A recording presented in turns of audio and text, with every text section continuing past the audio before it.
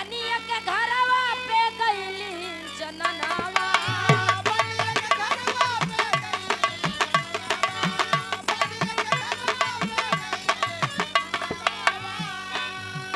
आपन सामान लिए हाथ में ललनवा हो हाथ में ललनवा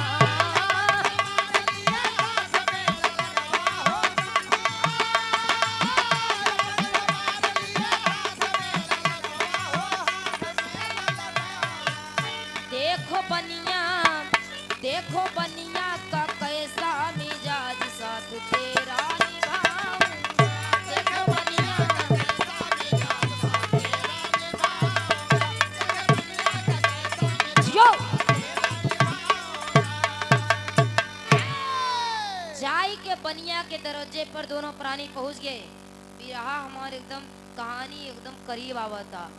जाके दोनों प्राणी जब पहुंच गए तब बनिया अपने बेटे को दे नहीं रहा है और दे नहीं रहा है और दे नहीं रहा है जब तक वो निशा क्रोध में लाल हो जाती है। लाल होकर करे क्या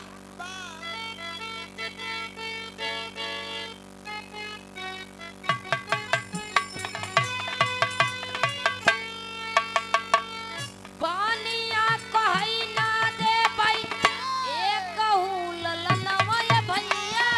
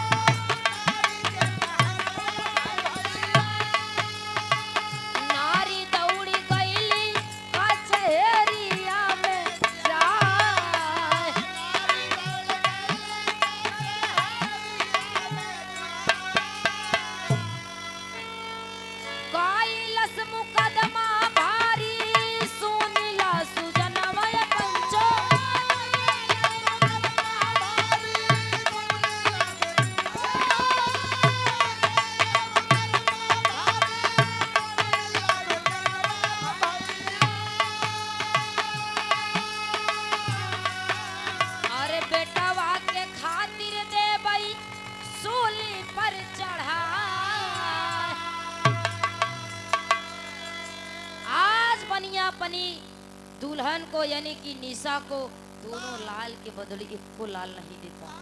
जब एक को लाल नहीं देता निशा जाती है कचहरी में उसके नाम से मुकदमा करवा देती है। मुकदमा करवा देती है और मुकदमा जब करवा दी धीरे धीरे समय बीतत बा। मुकदमा जब करवा दी जज साहब आए निर्णय लेने के लिए। जब निर्णय लेने के लिए आए बनिया कहा था कि लड़का हमार है और वो निशा यानी कि अर्जुन दोनों प्राणी कहा था ये लड़का हमार है। जज साहब आए निर्णय करने के लिए तब खड़ी के भाव बा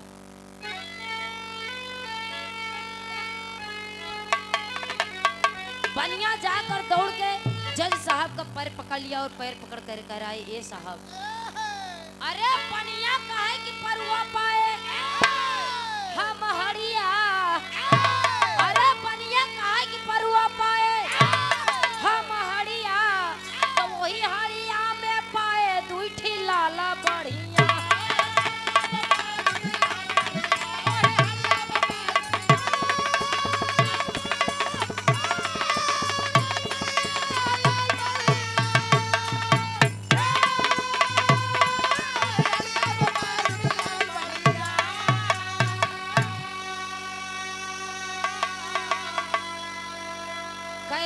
साहब अरे राह में आवत हरिया पाए सेवा कैले भाई हो अरे दोनों लाल के खातिर साहब अब होती बहाय लड़ाई हो अरे जज साहब का सुन के ज्ञानी अरे जज साहब का सुन के ज्ञानी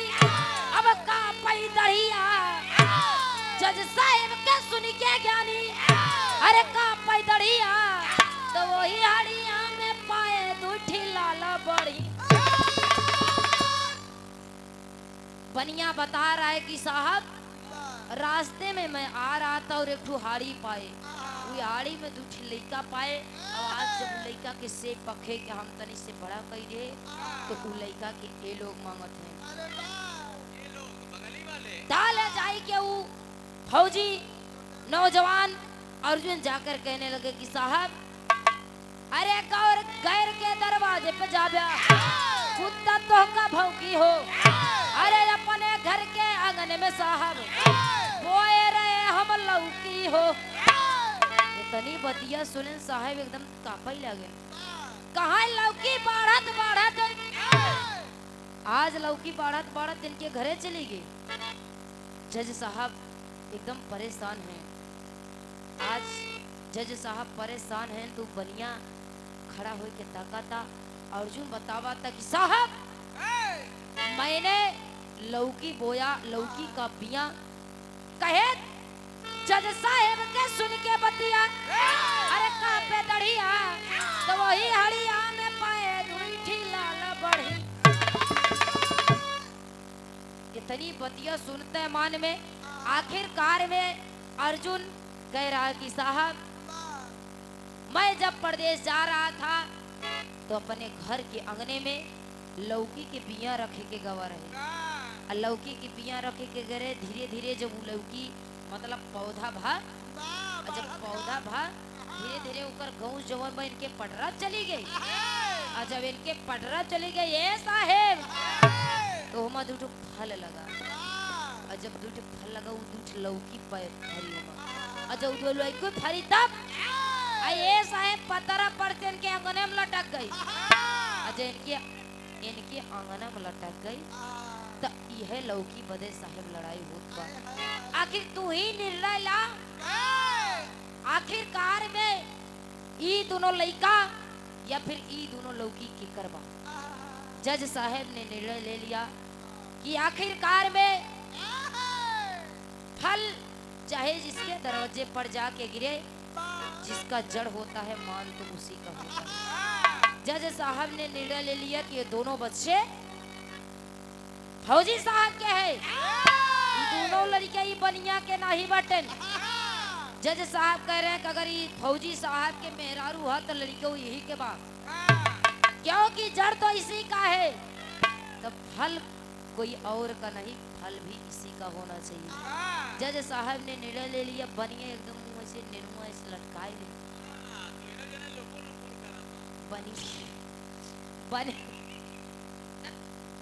बनिया न घरे के भाई न घाट के ए भैया धनौ से गए धर्मुओं से गए। इसलिए कहा जाता है शास्त्रियों अपना तो अपना ही होता है जेकर जड़बा वही के फल है। कहानी के हमारे इससे समाप्त बा। दोनों प्राणी अर्जुन और निशा दोनों प्राणी अपने बच्चे को लेकर जाते हैं अपने घरे लेकर जाते हैं। अच्छे से जिंदगी गुजारा कर रहे हैं बढ़िया से जिंदगी बीता था। दोनों लड़का वो फौजी साहब के हो गए। अब इधर से कार्यक्रम समापन है उधर से आप एक ठुगा दीजिए जैसा होगा वैसे। आइए लास्ट छापे कहेंगे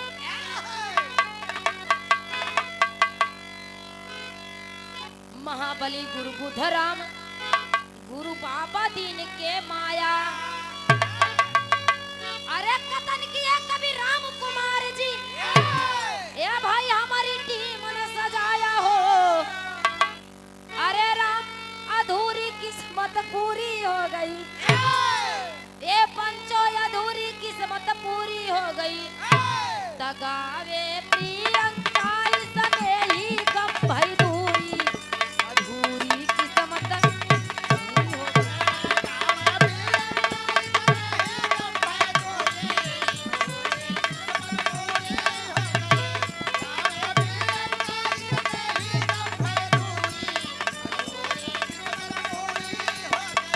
तगावे प्रियंका सने ही गम भई दूरी अधूरी किस्मत पूरी हो गई।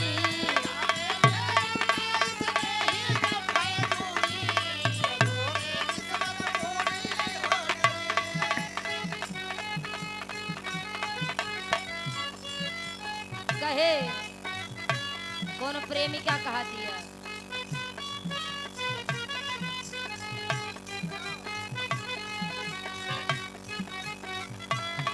केहू दुनिया में नहीं खे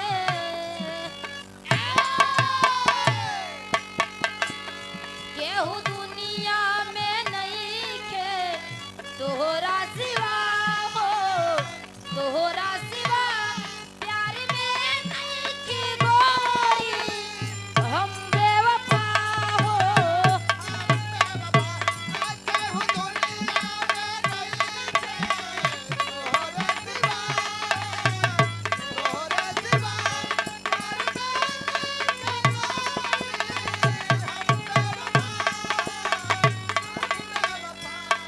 चाहे बतिया तू माना चाहे मती माना हो मती माना हो प्यार में